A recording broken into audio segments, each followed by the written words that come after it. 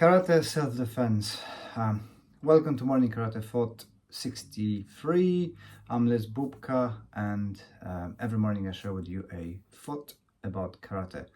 And today is that nearly every school in karate advertises that they're teaching self-defense. And their image of self-defense is the physical actions, fighting and defense of, if somebody hits me like this, I block like this, move like this and stuff like that, which is kind of misleading, and I highly disagree with it. I personally never advertise that I'm teaching self-defense. We do some parts of self-defense, some modules within training, but mostly our training is for mental health benefits and fun, plus some sport for those who want to. The way I think is misleading, because the karate schools usually focus on the 10% of self-defense, so the physical action, interactions, defense against a physical attack, and the self-defense is much broader topic, starting with awareness, assertiveness, avoidance, and soft skills, and so on and so on. So it's a very vast topic. That's why we've got the groups who focusing purely on self-defense, and the physical acts are only at 10%. So now we can see two types of schools. We got sporty schools who advertise that they do a self-defense, and that is based on their thinking of self-defense, so they're using lots of sports techniques and are just limited into the punching, striking, kicking, takedowns, and so on. But now it's a growing group of martial artists, karateka, who do practical karate, so-called practical karate, where there's bigger emphasis on all-around self-defense with a legal, soft skills, assertiveness, and all the stuff I mentioned before. And they're doing a less fighty self-defense, but more of a all-around reaching out topic.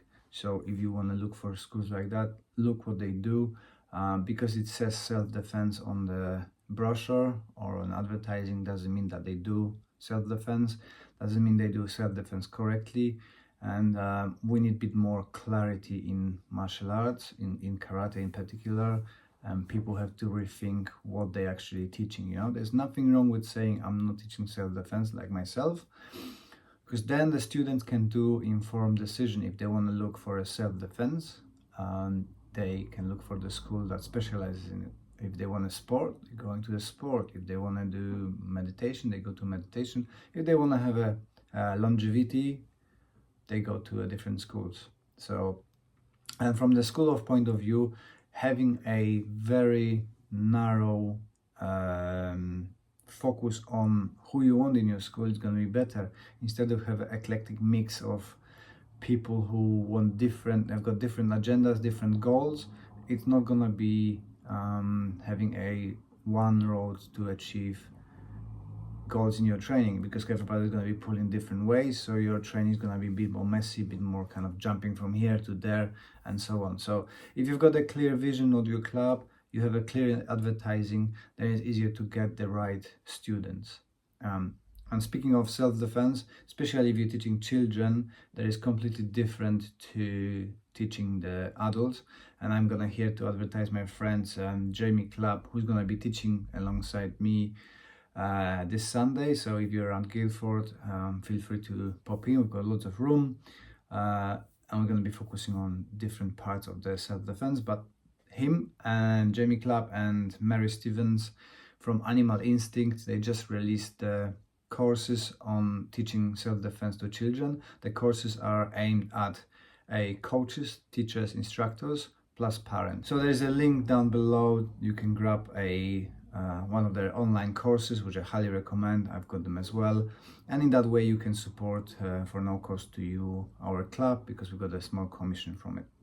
So this is the Morning Karate Thought 63. If you would like to support us, best way to do it is to watch the next video, link, click, share, whatever. I'm losing my words today, apologies, and I see you tomorrow.